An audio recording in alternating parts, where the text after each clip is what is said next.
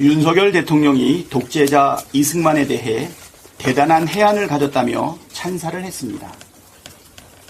윤석열 대통령의 안목이 참 남다릅니다. 어떻게 찬양을 해도 독재자만 골라서 찬양합니까? 지난 대선 때는 전두환을 찬양하더니 이제는 이승만을 찬양합니다. 이승만과 전두환은 둘 다 독재자이고 민간인 학살을 자행했다는 공통점이 있습니다. 이승만은 한국전쟁 전후 전국 각지에서 지금까지 밝혀진 것만 수십만 명의 민간인을 집단 학살한 학살자입니다.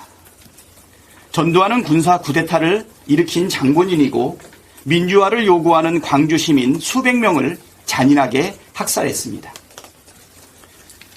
독재자이자 학살자인 이승만과 전두환이 그렇게 부러웠습니까? 검찰을 내세워 정적을 집요하게 탄압하고 정권의 비판적인 목소리를 내는 국민의 입을 마구 틀어막고 159명이 희생된 참사에도 진심 어린 사과조차 하지 않는 것입니까? 그래서 대한민국 헌법 전문에는 우리 대한국민은 3.1운동으로 건립된 대한민국 임시정부의 법통과 불의에 항거한 4.19 민주이념을 계승하고 있다고 명시하고 있습니다. 이승만 찬양은 대한민국 헌법 정신을 부정하는 것과 마찬가지입니다. 대통령은 헌법 수호의 책무가 있습니다. 이승만은 4.19 혁명으로 쫓겨났고 전두환은 법정에서 무기징역을 선고받았습니다. 윤석열 대통령이 독재자를 옹호하고 헌법 정신을 부정한다면 앞선 독재자들의 전철을 밟게 될 것입니다. 고발 사주의 배후에 대한 철저한 수사를 촉구합니다. 공수처가 고발 사주 의혹과 관련해 윤석열 대통령과 한동훈 국민의힘 위원장에 대한 재수사에 나섰습니다. 환영합니다. 이번에는 철저한 수사로 반드시 배후를 밝혀내길 바랍니다. 앞서 법원은 고발 사주로 재판에 넘겨진 손준성 검사에 대한 1심 선고에서 이 사건 범행들은 검사가 지켜야 할 핵심 가치인 정치적 중립을 정면으로 위반해 검찰권을 남용하는 과정에 수반된 것이라는 측면에서 사안이 엄중하고 그 죄책 또한 무겁다고 했습니다. 고발 사주는 손준성 검사가 단독으로 행한 범행이라고 보기 어렵습니다.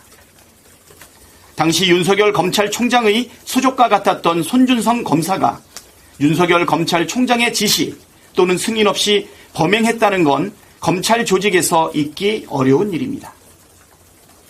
한동훈 위원장은 고발 사주 전날 손준성 검사가 참여한 단체 카톡 대화방에 관련 자료로 추정되는 사진 60장을 올렸습니다.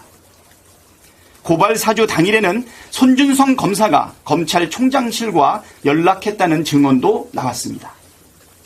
검찰은 그동안 고발 사주 의혹을 덮기 위해 부단히 노력했습니다. 손준성 검사에 대해 자체 무혐의 처분하고 오히려 승진시켰고 김웅 국민의힘 의원에 대해서는 불기소 처분했는데 검찰 수사관 면담 보고서를 조작했다는 의혹도 받고 있습니다. 이런 조직적 움직임이야말로 고발 사주가 검찰의 조직적 범죄 행위라는 증거가 될 수 있습니다. 고발 사주는 검찰권을 사적으로 사용한 국기문란 행위이자 공고한 검찰 카르텔이 대한민국의 법치를 어디까지 짓밟을 수 있는지 보여준 사건입니다. 반드시 배후를 밝혀야 합니다. 그리고 엄벌에 처해야 합니다. 그래야 법치가 제대로 서고 나라의 기강을 바로잡을 수 있습니다.